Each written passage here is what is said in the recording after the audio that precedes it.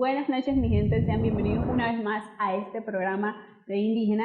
Sé que tenían rato que no me veían por acá, pero bueno, su fiel servidora Nicole Padilla. El día de hoy, 5 de septiembre, estamos conmemorando el Día Internacional de la Mujer Indígena.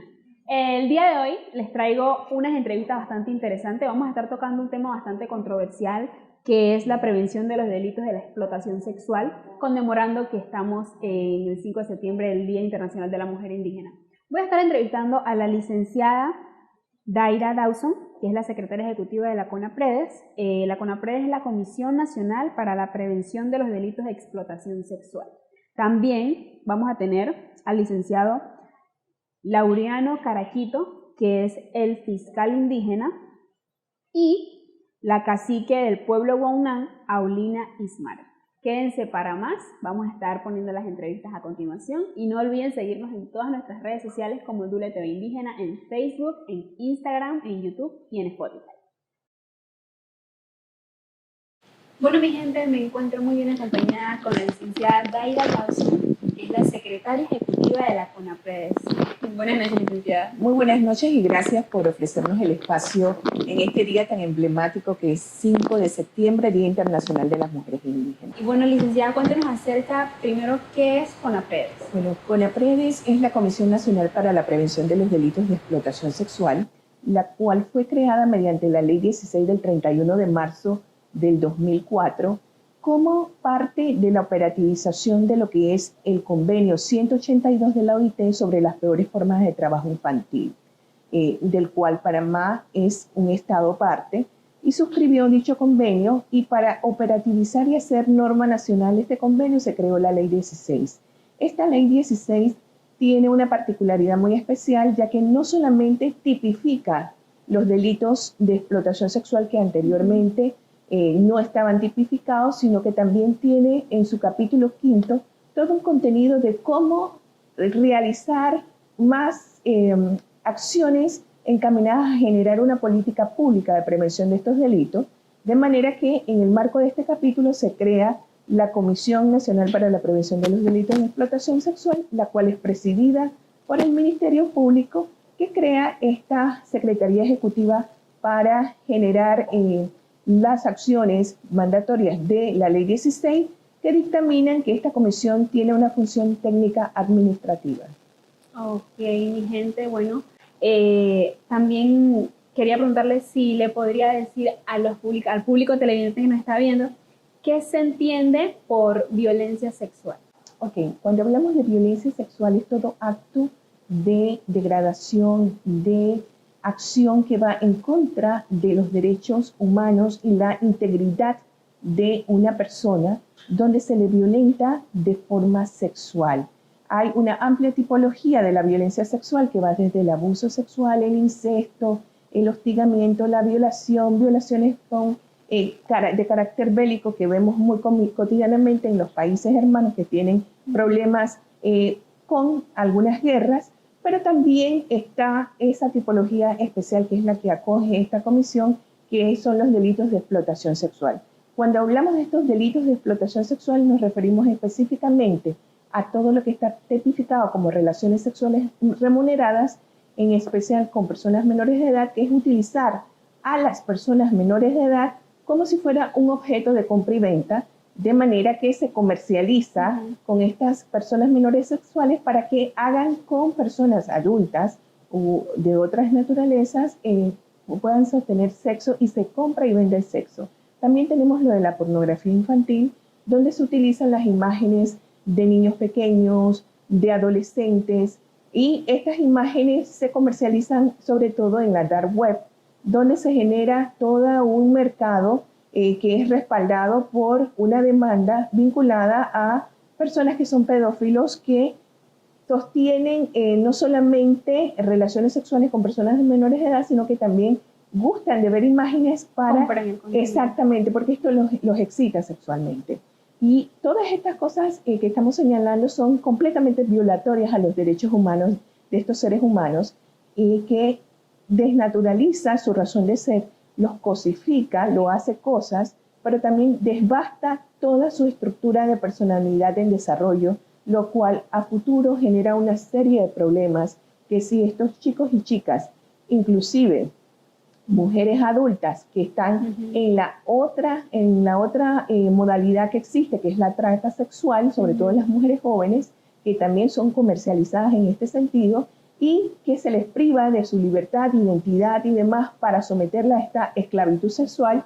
Todo esto desnaturaliza a estas víctimas y genera una serie de secuelas amplísimas en materia de salud sexual reproductiva, emocional, inclusive pueden llegar a generar situaciones de intentos de suicidio o ideaciones suicidas, que las mutilan, y estas personas, si pueden entrar en algún tipo de tratamiento de carácter psicológico, lo que pueden alcanzar definitivamente es aprender a vivir con lo que le pasó. Sí hay salida para esto, sí hay posibilidad de seguir desarrollándose.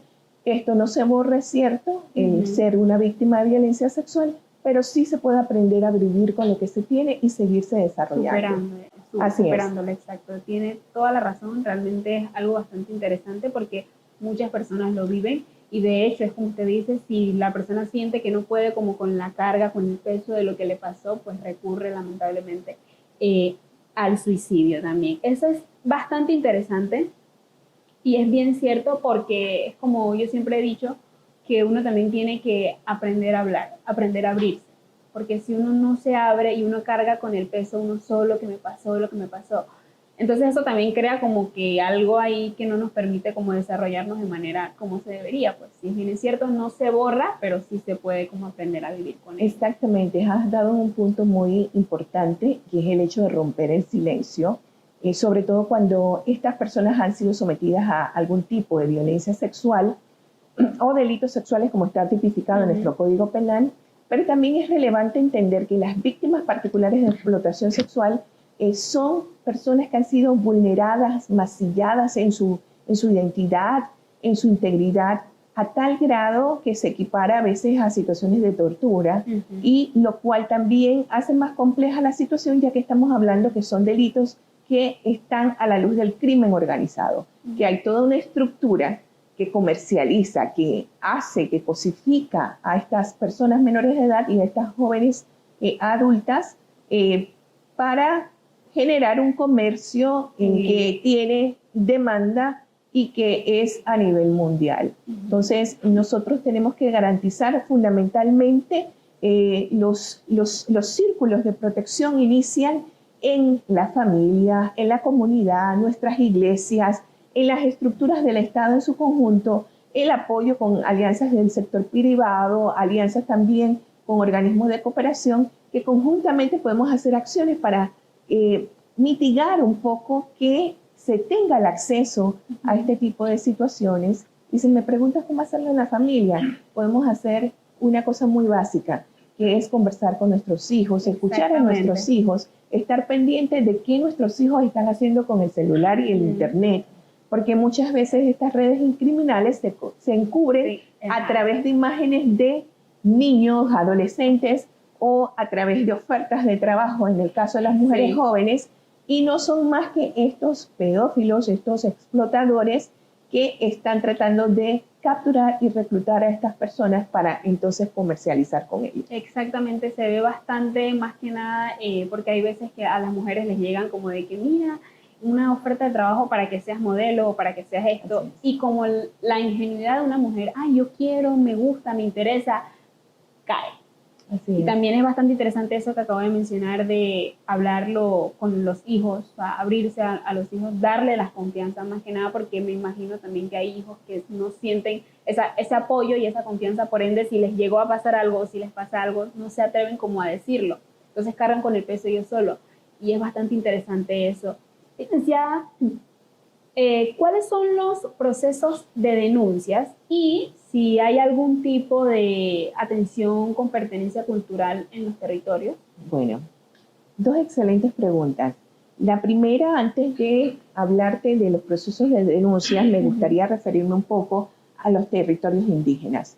Nosotros tenemos una responsabilidad muy seria con relación a esta temática, ya que los territorios indígenas muchas veces por los inaccesos geográficos, por las largas distancias, no tienen esa acogida o ese acceso o esa facilidad para acceder a los estamentos de seguridad ni tampoco a las acceso per se a lo que significa la justicia.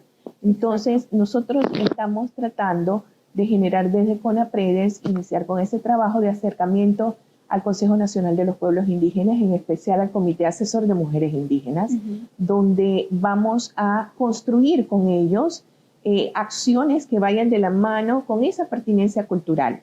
Porque hablarle de estas temáticas de violencia sexual, de explotación sexual a la población indígena no puede ser acogida desde la perspectiva occidental. Tenemos que entrar en un diálogo con ellos para entender la cosmovisión, primero, de cómo ellos ven esta temática, cuáles son las formas, las estructuras que tienen los gobiernos indígenas para atacar esto en comparación con la justicia ordinaria, y así entonces generar todo un proceso de prevención, al igual como estamos tratando de hacer nosotros en las culturas más occidentales, que como te dije, la escuela, la comunidad, la familia, pudiésemos nosotros también, pero desde una perspectiva con pertinencia cultural, idear una serie de estrategias de prevención para que desde las madres, que las madres indígenas tienen una capacidad muy especial de ser como el centro también de las familias,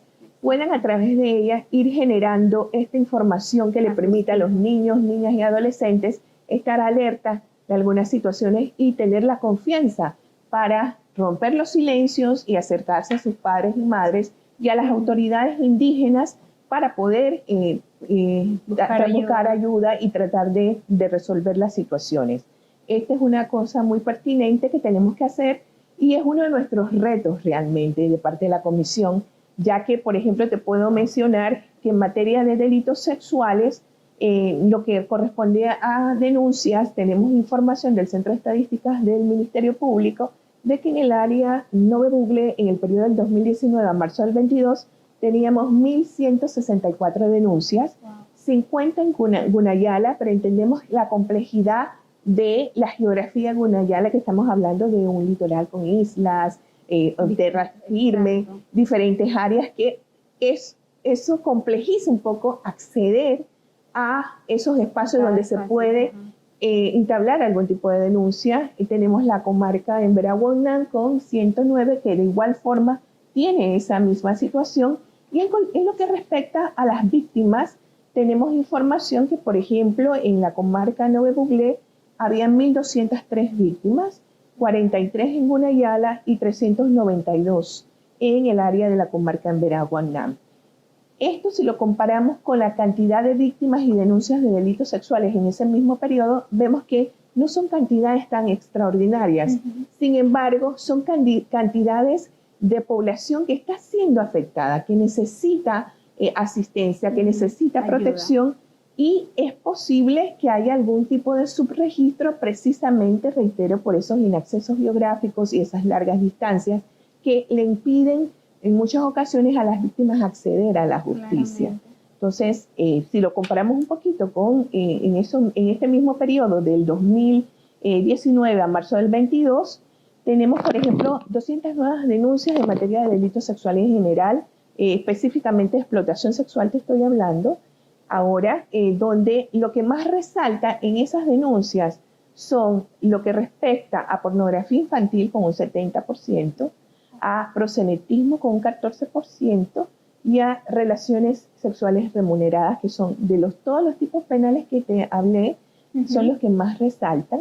Y de igual forma también en igualdad de porcentajes estos tres tipos de delitos, que nos llevan a nosotros a repensar algunas estrategias, no solamente en la parte occidental, sino en la parte también de los territorios indígenas, porque la tecnología también llega muchas veces a nuestros territorios indígenas, donde es muy fácil subirse a una montañita o acercarse a un árbol y uno tiene señal de celular. Entonces, este también es un riesgo evidente en las poblaciones indígenas, además de esa necesidad que muchas veces tienen los jóvenes de poder salir a mejores áreas donde poder tener acceso a la educación y acceso a un trabajo que le permita mejorar la calidad de vida de sus familias. Sí, exactamente. Y Como en bien ese se dice. sentido, con tu otra pregunta de los procesos de denuncia, y usualmente lo que se hace es que tenemos espacios como en el Ministerio Público donde se puede colocar una denuncia, ya sea personalmente, que se apersonan a las Fiscalías de Atención Primaria del Ministerio Público en nuestro amplio espectro nacional, pero también pueden hacer las denuncias vía telefónicas. Y estas denuncias pueden ser anónimas o pueden ser unas denuncias que la persona se identifica. Pero por la naturaleza de estos delitos, muchas veces las personas tienen mucho miedo de denunciar. Porque te reitero que en algunas ocasiones esto está muy asociado a los temas del crimen organizado.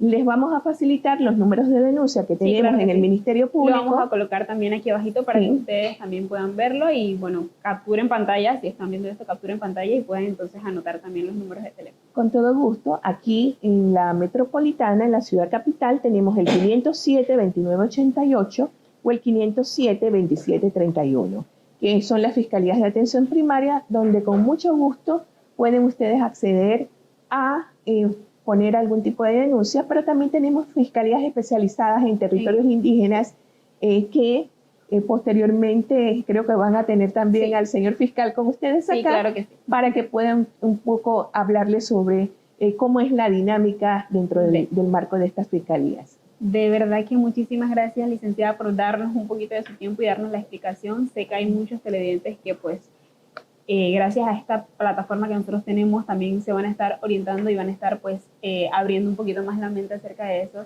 Así que mi gente, de verdad es un tema bastante delicado y bastante interesante. Sé que para muchos este tema es un tabú, porque es real, para muchos este tema es un tabú, no se lo toman en serio, o tal vez por miedo a que dirán las demás personas, pues no quieren hablar, no se atreven. Licenciada, una última pregunta.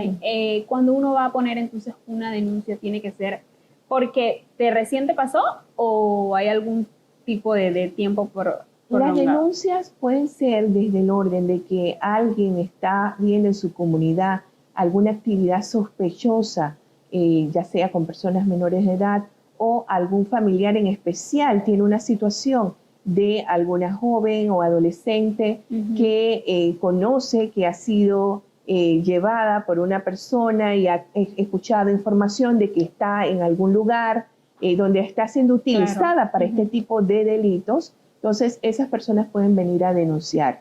Evidentemente, si tiene algo de información, es perentorio porque esto nos permite a nosotros investigar y entablar el proceso que llevamos aquí dentro del Ministerio Público, porque durante todo lo que tiene que ver con el proceso judicial tenemos también una división especializada que trabaja directamente con las víctimas para garantizarles sus derechos sobre el proceso, pero también para brindarle atención de primeros auxilios psicológicos que esta víctima requiere.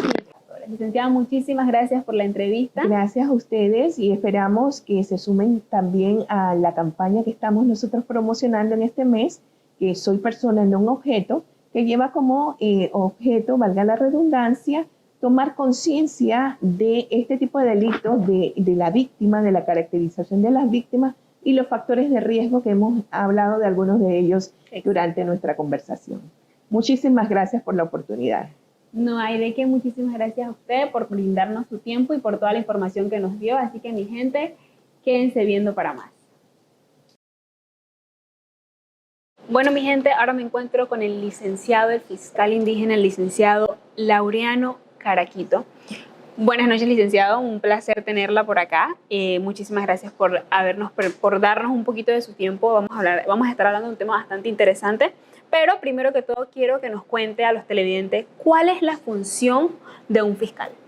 Sí, ante todo, buenas noches. Gracias por permitirme acudir en la pantalla de ustedes. En este caso, la función de un fiscal en la comarca en Veraguanan, el lugar donde estamos laborando, nosotros más que todo vemos la parte indígena, todos los delitos que se den en el área comarcal. Por ende, entonces, es el papel que desempeñamos, toda vez que dominamos lo que es el lenguaje indígena, en este caso el Emberá, el Bonán. Entonces, por ende, entonces, De igual manera conocemos la idiosincrasia, la cultura indígena. A raíz de eso, entonces, el Ministerio Público vio bien de que fuéramos nombrados en esta área, toda vez que conocemos la parte cultural. Entonces, esa es la función de un fiscal comarcal en el área de la comarca. Ok, entiendo. ¿Y qué ventaja considera usted que tiene como indígena trabajando en su territorio temas de delitos sexuales? Bueno, la ventaja que me facilita es que, por ser indígena, conozco, como dije, la idiosincrasia, la cultura indígena. A raíz de eso, entonces, me permite en un momento dado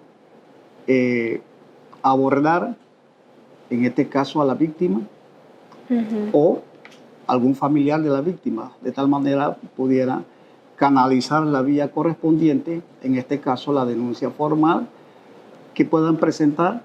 Entonces, la forma como nosotros entonces le permitimos como Ministerio Público acceder o facilitar en este caso a la víctima en este tipo de delitos sexuales.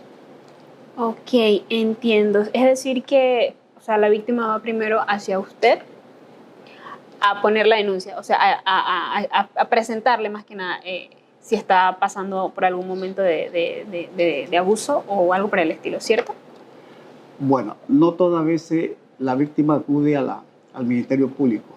Muchas veces, la gran mayoría de los casos vistos en la comarca ha sido más que todo de manera oficiosa. Es decir, en este caso, el centro de salud, que es el ente, que muchas veces la persona va en este caso, la que está, las menores embarazadas, acuden al hospital o al centro de salud.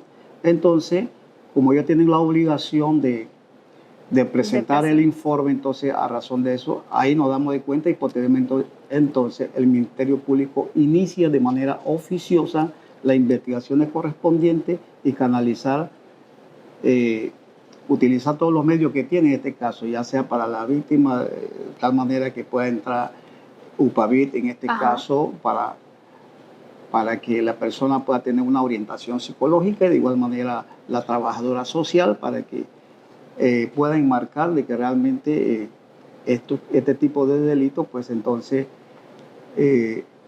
se dé una comprensión más consona en un momento dado. Ok. ¿Cómo ha sido la relación, coordinación con las autoridades tradicionales de los pueblos indígenas en temas de delitos sexuales, conociendo que los pueblos indígenas cuentan con mecanismos de justicia tradicional? Bueno, esto ha sido un tabú aún todavía. El indígena, por tener una cultura, una idiosincrasia, y si vamos a los años pasados o a la historia antigua, el indígena, pues, no había límite para tener un casamiento o una unión. De tal manera que para el indígena de aquel entonces, de pronto pensaba que una vez que la menor ya estaba para procrear, entonces ahí no conocía la edad. Entonces, a raíz de eso, aún todavía tenemos una serie de circunstancias con las autoridades tradicionales, todavía que, a pesar de que se le ha informado, se le ha hecho sensibilización a las comunidades, aún seguimos teniendo alguna serie de dificultades porque no hay tanta cooperación de un momento dado para que a través, como autoridad tradicional, pudiera ser canalizada por el Ministerio Público. Es decir, como dije antes, la mayoría de los casos vienen a través del centro de salud o del hospital cercano de la comunidad, pero por la autoridad tradicional muy poco. Muy poco. Sí. ¿Y la relación entonces con las autoridades tradicionales? Poca. Bueno, en ese sentido de denuncia ha sido poco, pero en la parte de tener una intervención, una cooperación, bueno, ahí no hay dificultad porque cada vez que nos presentamos, en este caso a las comunidades, realizar las investigaciones correspondientes, pues ellos están prestos a colaborar con el Ministerio Público. Ok. ¿Y hay algún tipo de dato en materia de delito sexual en el territorio indígena? Sí, correcto. Yo tengo algunos datos aquí presentes. Perfecto. Sí, correcto. En este caso, tenemos datos de 2017 hasta la fecha. En los tipos de violación tenemos, en el 2017, 5 casos, 2018 tuvimos 8, 2019, 9, 2020, 13, 2021, 85 y a la fecha, 27 casos. Es decir, entonces es en violación. Violación agravada tenemos 2017, 2, 2018, 3, 2019, 2, 2020, 1, 2021, gracias a Dios no tuvimos nada. 2022 van 2. También quisiéramos saber si usted entonces abarca todo el territorio indígena como fiscal o hay otros fiscales para los diferentes territorios indígenas. ¿Cómo sería eso? Bueno, nosotros estamos nombrados como fiscales comarcales, es decir, todo lo que es la jurisdicción, en este caso de la comarca en Veraúna, el cual hice mención antes el distrito de Sémaco y de igual manera el distrito de Sambú. Entonces, lo que son la tierra colectiva, porque también existe otro tipo de indígenas en el área que están fuera de la comarca. En este caso, los que están fuera de la comarca lo ve atención primaria en su jurisdicción o las personerías, en este caso del distrito de Pinoa. Muchísimas gracias de verdad por la entrevista, estamos muy agradecidos de verdad y pues nada, mi gente, vamos a seguir con más entrevistas. Bueno, mi gente, tengo de nuevo el placer de encontrarme aquí con la cacique del pueblo de Unán, Aulina Ismare. De verdad, muchísimas gracias por la entrevista, estoy encantada, creo que es la segunda vez que tengo el placer de entrevistarla. Así que pues háblenos un poquito sobre usted siendo la primera mujer cacique, ¿cómo ha visto la dinámica de prevención en temas de abuso sexual? Muy buenos días y muchas gracias por esta oportunidad a TV Indígena, pues el placer de poder compartir las experiencias que hemos tenido en los territorios. Bien, como saben, mi primera administración todavía somos meses que estamos implementando en esta administración. Pero con eso no quiere decir que no desconocemos de la realidad de nuestros territorios, ¿ya? Porque venimos de allá, entonces conocemos de todo lo que ha pasado en estos temas desde el transcurso pues, de uso de razón que hemos tenido. Son temas muy delicados y sensitivos que se trata o dirige a los pueblos indígenas. Desde la perspectiva que hemos tenido o esa forma de poder contribuir con la sociedad es tener desde la cosmovisión indígena de cómo poder llevar a cabo esta parte,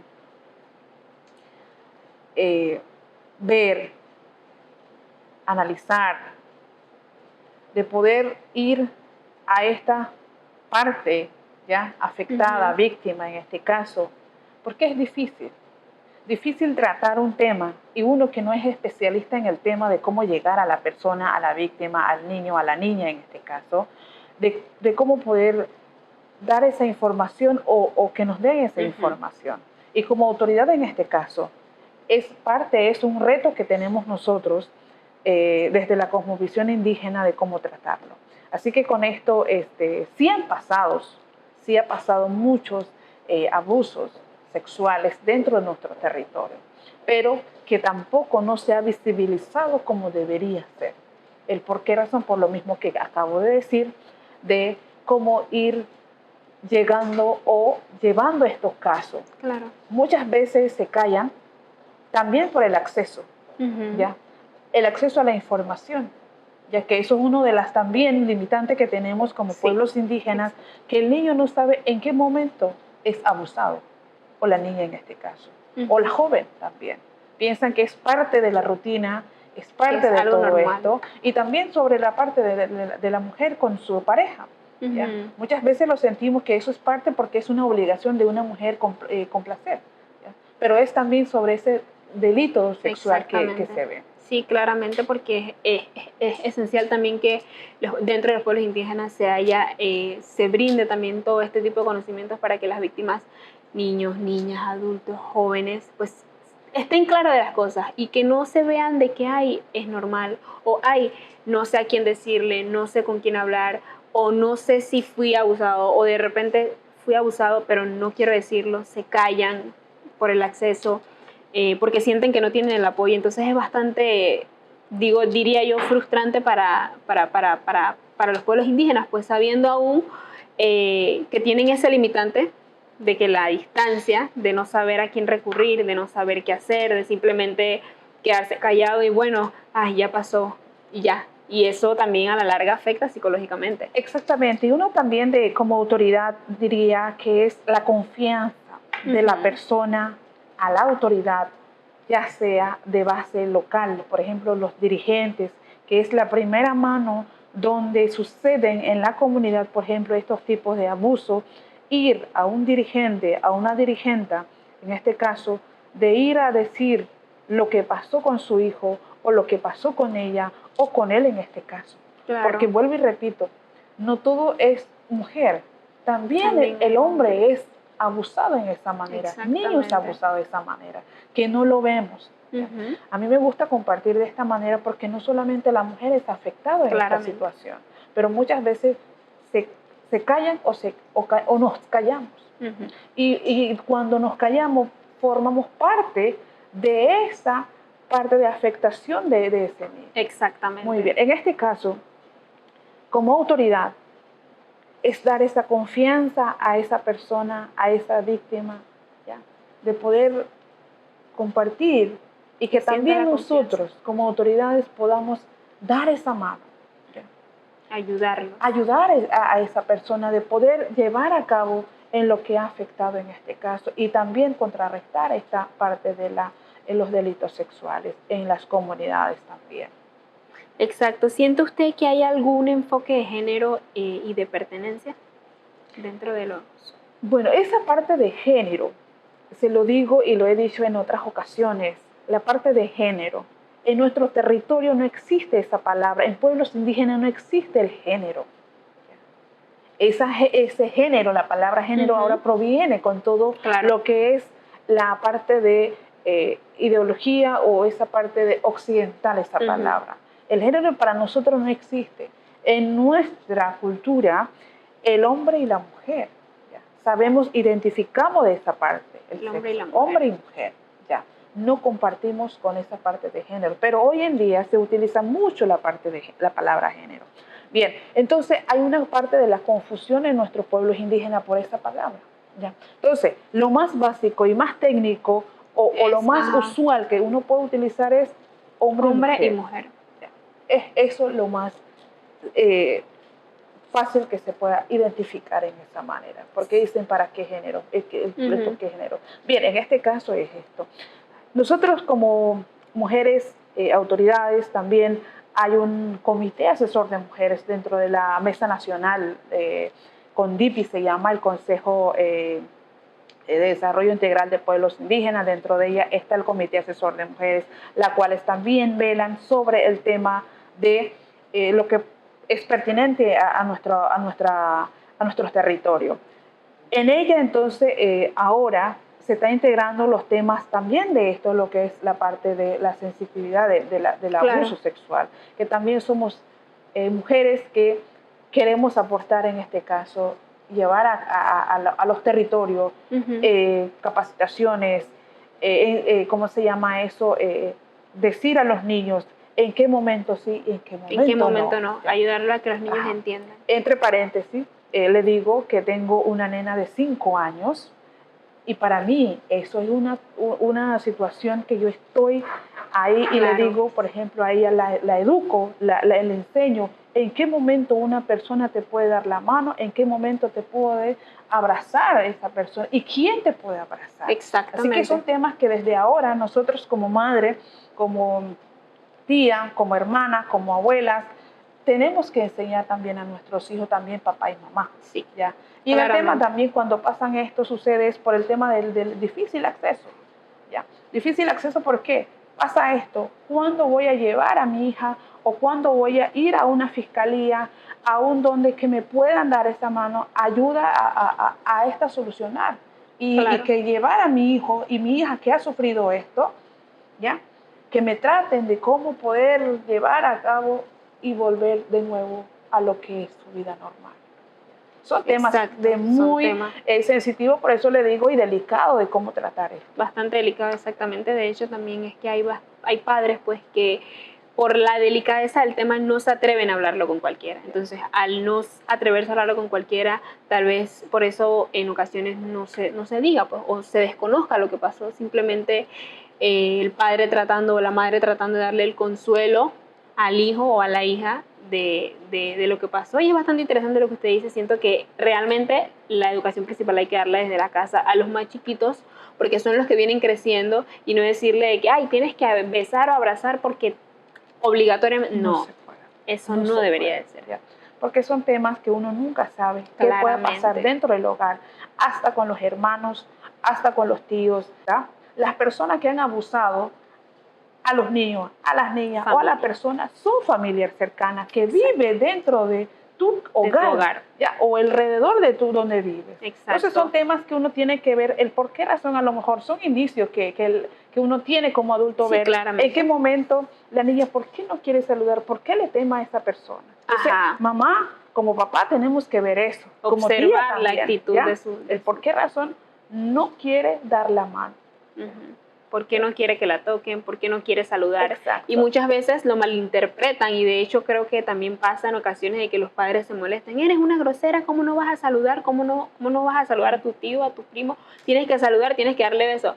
Y sin saber qué hay detrás del por qué no quiere. Esa parte de la expresión de el por qué tú eres grosera o por qué tú eres grosero, uno tiene que sentar como mamá y papá. También eso se lo recomiendo a los padres de familia, a los tíos, hermanas, abuelos, que uno tiene que ver y sentarse con el menor o con el adolescente en este caso y preguntar, obviamente no directamente, pero ir viendo hasta qué momento de confianza te puede comentar eso. Así que esto es importantísimo en este caso, como nosotros, mujeres también, somos parte de este proceso de combatir y contrarrestar lo que es el delito sexual o la violencia sexual en este caso en nuestros territorios. También eso hay que ver, si es familia, y muchas veces eso pasa, voy a mandar a la cárcel por 5, 15 años, ¿ya? Al hermano, a la hermana, al tío, al abuelo, al papá. Entonces son temas que tienen, y por muchos dicen, aquí vamos a resolverlo, aquí nos perdonamos, aquí no pasa nada. Aquí en la casa no pasa nada, ya. Y no pasó nada. Y no debería. Entonces son temas que nosotros tenemos que ir viendo cómo podemos llegar a cabo o llevar a cabo esto para poner un alto. Exactamente, tal cual. ¿Cómo manejan, las autoridades tradicionales el tema del abuso sexual? Bien, como decía al principio, el abuso sexual o otros temas, delitos, robos, qué sé yo, la primera instancia es la comunidad. Son los dirigentes de las comunidades donde tienen que acercar, mira, me pasó esto, mira, que fui atacada, mira que me robaron, por decirlo así. Tengo que ir a la autoridad, de base la dirigente, el presidente de los congresos de la comunidad. De ahí entonces buscan la instancia dependiendo lo que es la gravedad, ¿ya? Por ley, de la gravedad, entonces a otra instancia que es ya lo que es el Estado, las organizaciones que le compete, el Ministerio Público, la Fiscalía, la denuncia con el juez de paz, todas estas instancias que buscan para ir a ese proceso. Pero ya entonces pasan un filtro donde tienen que llegar primero a las autoridades. Ya la autoridad, por ejemplo, en este caso, como es el delito sexual, dice la autoridad, bueno, eso ya le compete a otra instancia. Entonces, esta autoridad, por ley, tiene que dar una nota de lo que ha pasado en su comunidad, ya refrendando, dando el aval de lo que sí pasó esto, y también a una evaluación. ¿Ya? Porque hoy en día también tenemos que ver, porque han pasado situaciones, y una vez me pasó eso. ¿Ya? Tuvimos que hacer un estudio a esa persona ¿ya? Después, al final, descubrimos que era mentira. Y después salió, y se lo digo así, no lo digo, esto Claro. es anonimato. Claro, claro. Después nos dice que hizo esto porque no quería a esta persona con su mamá. ¿Ya? No lo quería. Wow. ¿Ya? Entonces, como no lo quería, empezó a sacar, a mentir, a inventar en esta parte. Porque al principio sí, llegamos hasta Ministerios Públicos, hasta la DIJ, toda esta situación, ¿ya? Pero todas estas evaluaciones psicológicas, la trabajadora social tuvo que hacer esto y a la final salió esto. Entonces, hay que ver también cómo lo vamos a acusarlo, ¿ya? Hasta dónde podemos llegar. Entonces, son temas que tenemos que ver. Por gusto no lo podemos tampoco mandar a una persona a pagar una condena que tampoco no es cierto. ¿Ya? Y ha pasado eso. Por eso hay que, igual, nosotros como autoridades tenemos que tener mucho cuidado en esta parte. No estamos diciendo que estamos en contra, sino que hay que hacer la cosa de manera correcta como debe ser. Pertinentes, las pruebas pertinentes. Si pasó, sí, vamos, lo que dice la ley de cuántos años tiene que pagar, tiene que pagarlo. Lo siento mucho, y yo como personalmente, yo siempre digo eso, puede ser mi hermano, puede ser mi tío, puede ser mis familiares. Lamentablemente, si eso cometió, tienes que pagar. Exacto. Exactamente. ¿Qué aporte o mecanismo mejoraría usted para disminuir los delitos sexuales en su territorio? Muy bien.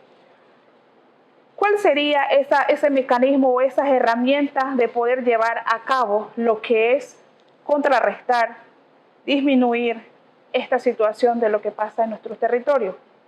Desde la cosmovisión indígena, tiene que ser una persona idónea, una persona también indígena, ¿ya? Indígena porque va a hablar de esa manera con su pueblo, en su idioma, y todo lo relacionado a esto se lo va a dar, va a educarlo, va a transmitir esa parte de cómo poder en el futuro esa persona decir no, decir sí.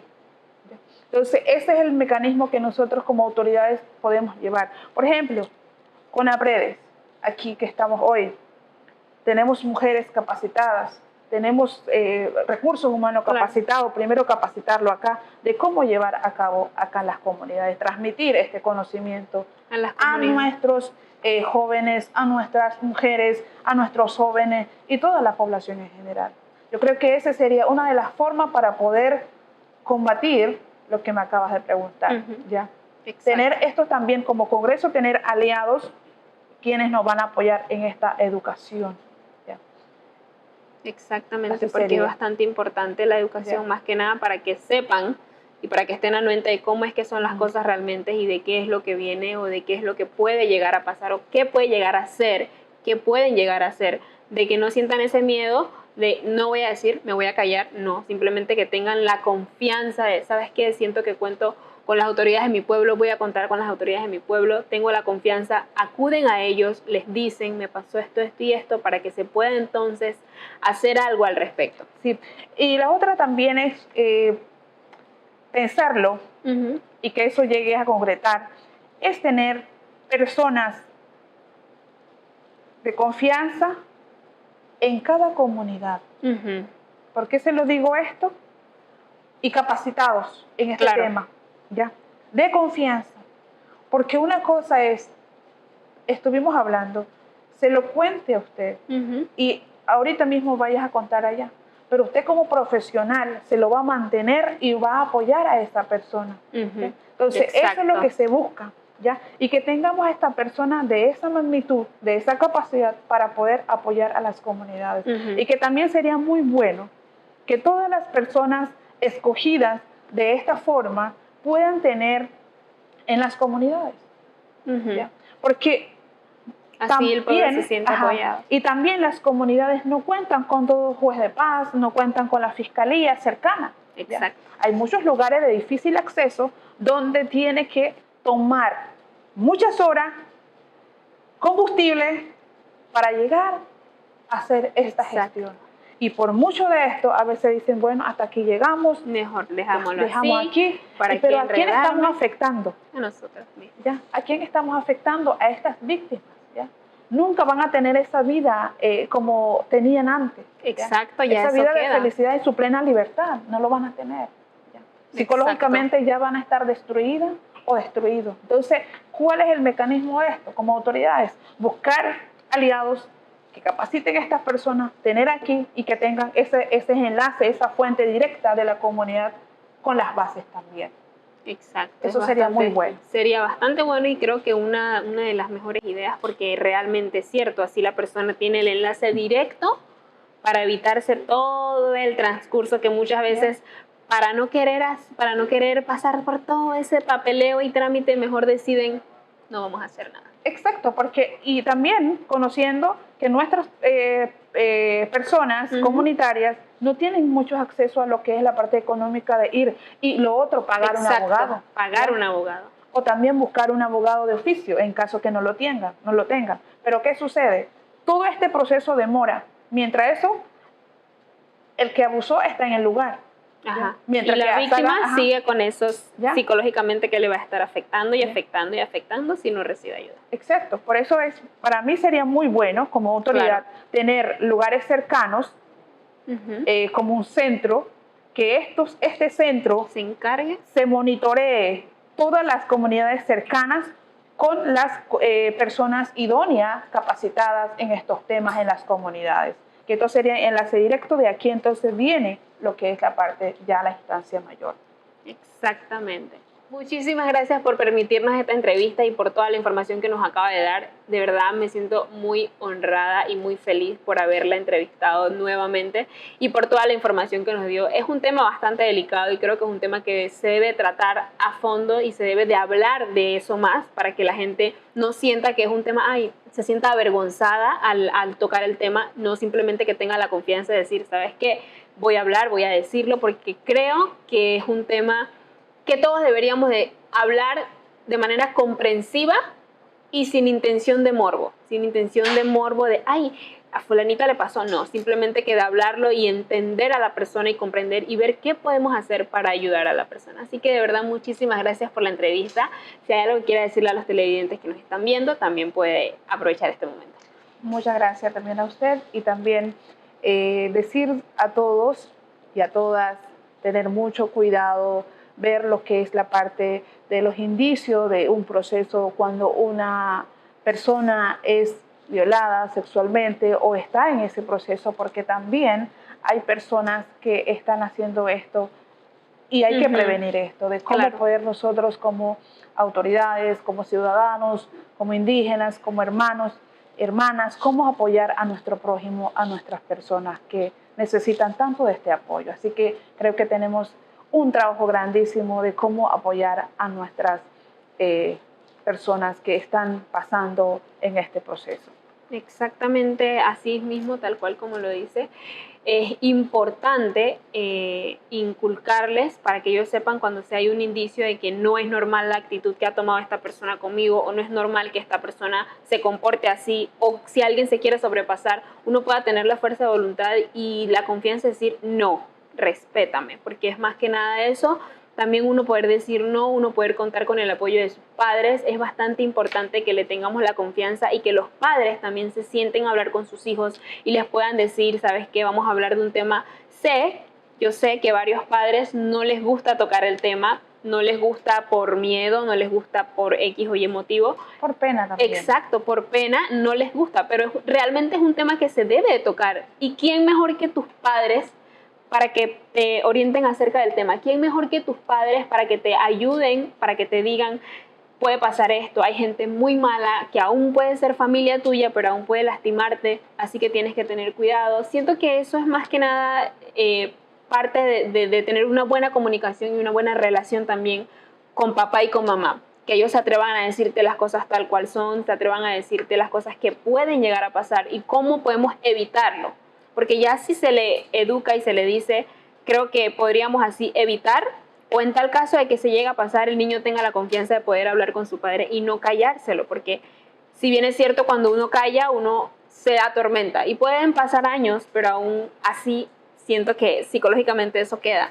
Psicológicamente quedan traumados y muchas veces también de nuestros jóvenes, de la juventud, de los adolescentes, hasta niños, han quitado la vida por esto. Exactamente. Han quitado la vida por esto, porque han visto en su vida que se acabó el mundo para ellos.